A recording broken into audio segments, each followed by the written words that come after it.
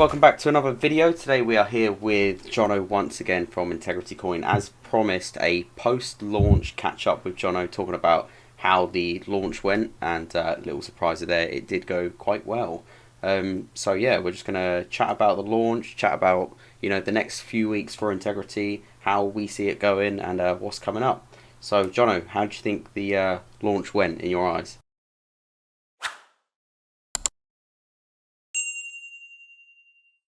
About about half an hour before the actual launch, and then we did that little countdown at launch time. Was at 7 p.m. UTC last night, and it was I think from both me and Harmeet there was like a sigh of relief. But I think for Harmeet even more so, because he's been working so much on the contract, to the point where he does understand a lot of it, how it works, and he can do a lot of the if anything happened running up to the launch, he could actually jump on. So I do feel for the guy. I can understand why he was just so tense and so concerned that we'd get a flood of people saying, we can't buy, we can't sell, or that kind of stuff. But we didn't. We got away with the usual questions, the usual concerns, and we could deal with it. And the community was behind it all. Everyone was happy with how it all went, and from a volume perspective, it was absolutely fine. What happened was expected. We're already hitting over 350 holders straight away from day one, which is good for us. We know what that level we're at, and we're trying to grow. So I'm happy personally with it as well. I was pleased with the way it all went, and everything went smoothly. Good. Exactly what you said. I was hoping that everything was going to be going smooth, and it did. Everyone was able to sell that wanted to sell, and everyone that was able to buy was able to eat up some lovely dips. And the chart was a little bit picture perfect, actually. Nice bit of volume, and everyone was buying the dips nice, and it's kind of leveled out. I can actually bring the chart up here. I've just got it. You won't be able to see it, but I can. Yeah. So just looking at the chart here, you can see this is where it started. People absolutely ate the dips for the first maybe 20 minutes or so. Then in the middle of the night, another dip, and by kind of like early morning again, back to kind of the level in which we thought it was going to kind of stay out. So it's done really well. Now obviously the volume has slightly simmered down a bit, obviously it not being launched anymore. As you can see, the market cap is 479, and the liquidity pool is 90,000 now, which is more than it was yesterday. So obviously all those taxes have kind of gone into the liquidity pool a little bit. Now, to keep the volume up, Jono, what's the next week looking like for Integrity? What are we going to do to keep them trading volumes up and the reflections coming in? Yeah, so for volume and reflections coming in, and just trying to increase the value of Integrity as well. We've got AMAs booked in. So tomorrow we've got one with Shipwreck Cove. Tuesday we've got nothing in at the moment, but I'm tempted to try and get on with Apollo again as a follow-up, because they hosted our pre-sale and they've done a great job. And then on Wednesday we've got 2 AMAs. We understand that just getting yourself put on call groups and that kind of stuff, just coming up, is okay for pre-sale, but for after post-launch, it's not as effective. What we're trying to achieve now is getting more people into the community. So pull more people in from these groups, and when we put ourselves in front of them in their groups and they tune in, that's an opportunity for us to talk to them almost personally, because they can ask questions at the end. They listen to what we have to say, and we will get to see if they believe in us. So we're trying to do that tactic now, because we will go back round again to marketing where there's this mass marketing, where you go on like Twitter feeds, or we go on YouTube and we make some ads, that kind of stuff. We are going to be doing that as well, because that's creating awareness. But what we need now is people that are ready to invest, people that can see the potential in us and are ready to put money into, to actually put their BNB into our coins, to invest in Integrity. So that's why we're going in front of other people on AMAs. So we're quite excited to have people lined up already, because it could have been a case of, oh, wait a minute, we need to scramble to find someone. So straight away in our first week, got 3 AMAs lined up. I reckon potentially a 4th, might even go for a 5th as well, just to keep that ball rolling and keep that it's like keeping the hype up, but we're trying to direct it so they actually come in and invest as well, because we want to grow the community, and the community's been so good, really good so far. Nice, and so that's good. That'll be hopefully keep a nice bit of volume for the next couple of weeks for those AMAs. Yeah, Sounds exciting.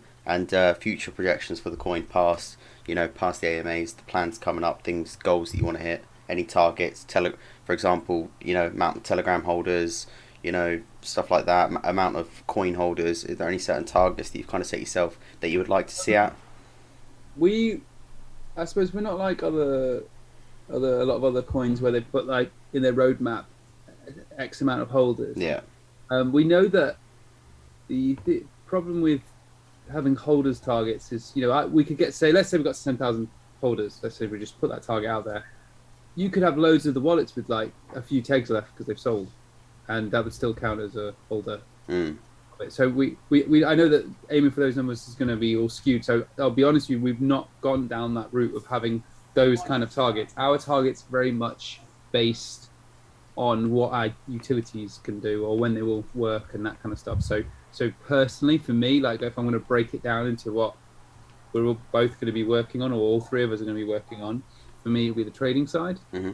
So my target is to multiply the efforts with passing the challenges. So we're going to have a challenge pass, hopefully, in the not too long distant future. I know we've already got one Integrity trading account, but we're trying to get another one. And then once that happens, it allows me to then multiply that, and it helps me speed up the process. Because the problem I've had with trading in recent times is I can pass a phase, get into another phase, but then if you don't pass that phase, you have to start the process again. And it was cycling like this, and that's because I'd use the same strategy, thinking, it's working, it's going to work the next time too, and it doesn't. And then I've got to play catch up and then start the whole system again. So it was frustrating, but the thing is, I know that in time, as long as I keep going and I keep adjusting, it's going to happen. So for me personally, with my targets and my goals, it's to multiply those accounts. It's to secure. I think I mentioned yesterday. Firstly, I want to start with securing just $1 million worth of funding for Integrity. So that's 5 of those accounts. Then I'll move on to 3 million.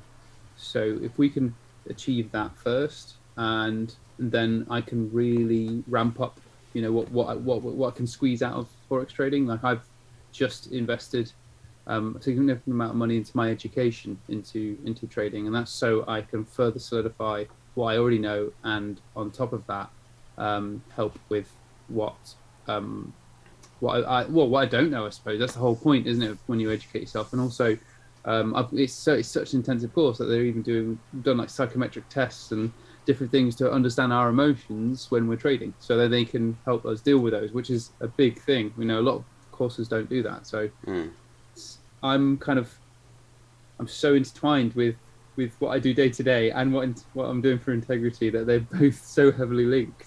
Yeah, and that's why I'm adding to my education, because I know it's going to help both.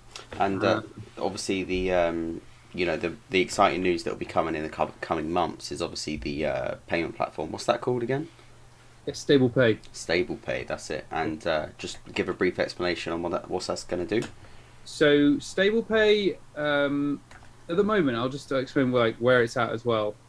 We've got it at the moment. We'll look, weirdly enough, straight after launch. This is how fast we're trying to move, continue on with everything. Straight after that launch, when we got off, me, Hamid, and Prab all got on the phone. First, just to pat each other on the back, say, "Well done, we made it this far. This is great. Let's carry on." And then we went straight into the user interface for Stablepay. So straight away, we're there, like trying to sort out how it's going to look. What's wrong with it right now, the way it looks, and all this kind of stuff. So that's how quickly we moved on to getting on with utilities. So Stablepay essentially will be the bridge between. So at the moment, if you were to buy something on Amazon, let's use Amazon as an example, you'd send your money to a centralized exchange.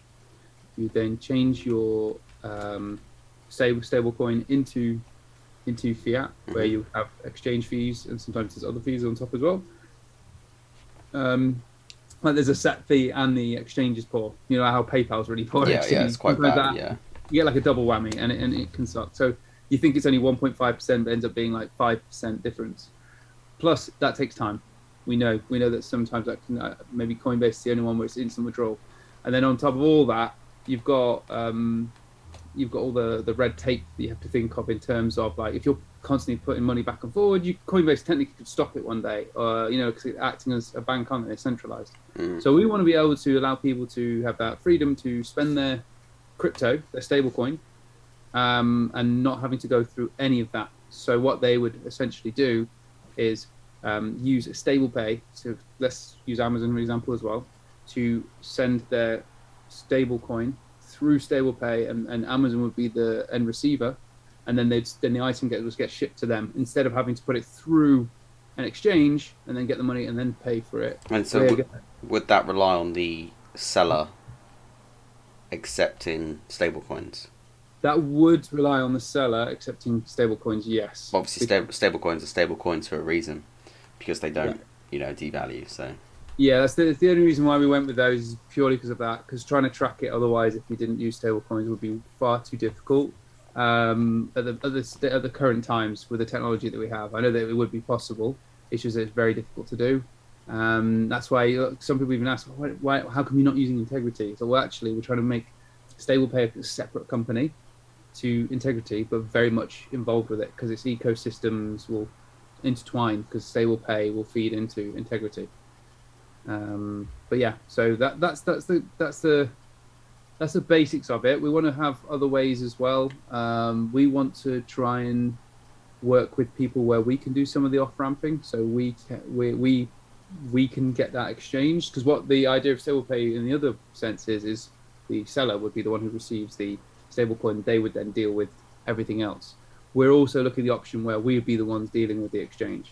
So we're trying to look at both options, because we know that that's two ways we can solve problems then. So that, again, that's another route that we're taking. But Stablepay, funnily, like I said yesterday, it's something that could be amazing. It could work, it could work really well. And we've got it at a point where it is working, but it's the red tape to go through. It's just, I couldn't believe. I knew there was going to be a lot, but when I saw how much there was, I was like, wow.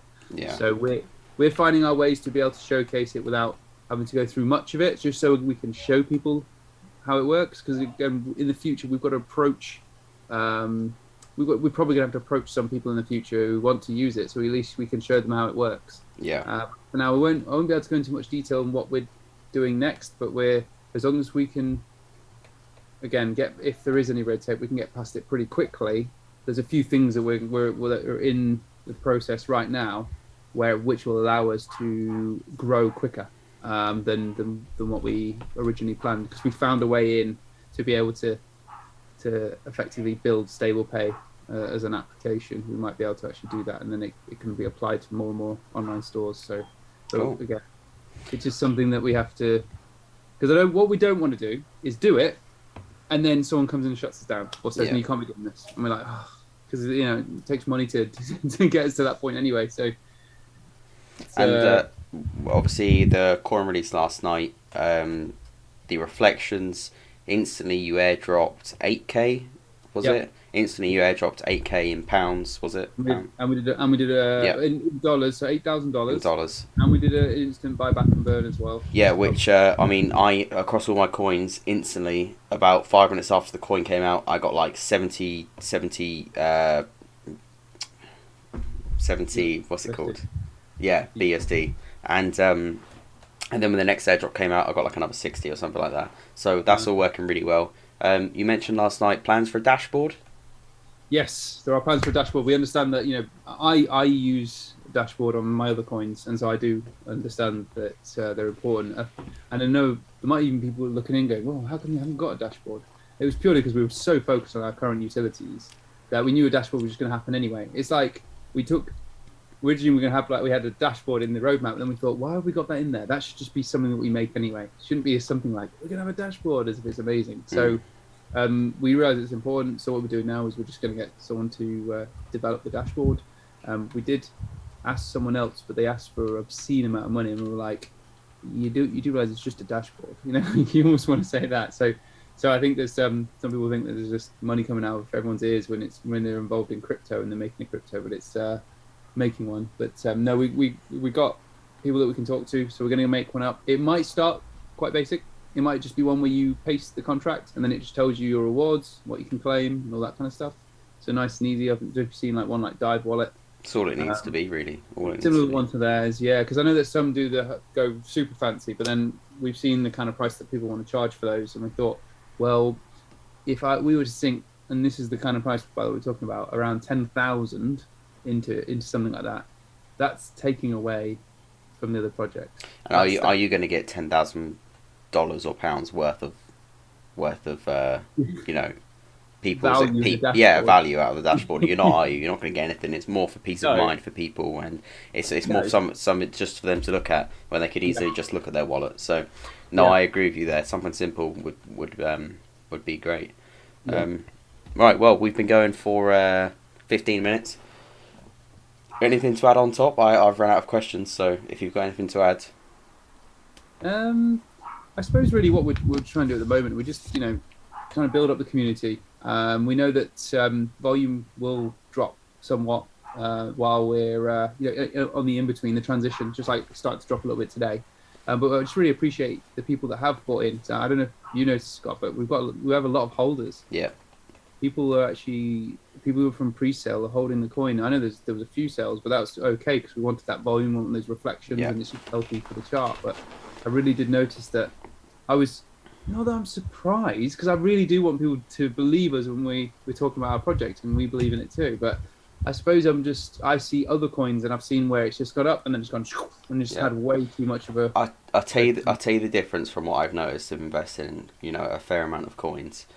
All of the coins that have done well, relatively, like Evergrow, SafeMoon, stuff like that.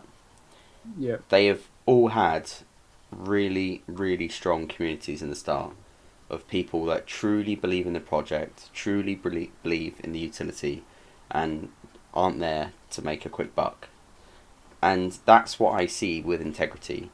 The people inside, and like every channel says this about their community is amazing, but there is hardly anyone in that community that is just there to make a quick 2x and flip it. They all see the longevity in the product and in you guys, and they believe in you. And I really think that's amazing when it comes to a crypto coin, because without the utility and without a solid team, the coin is just a joke.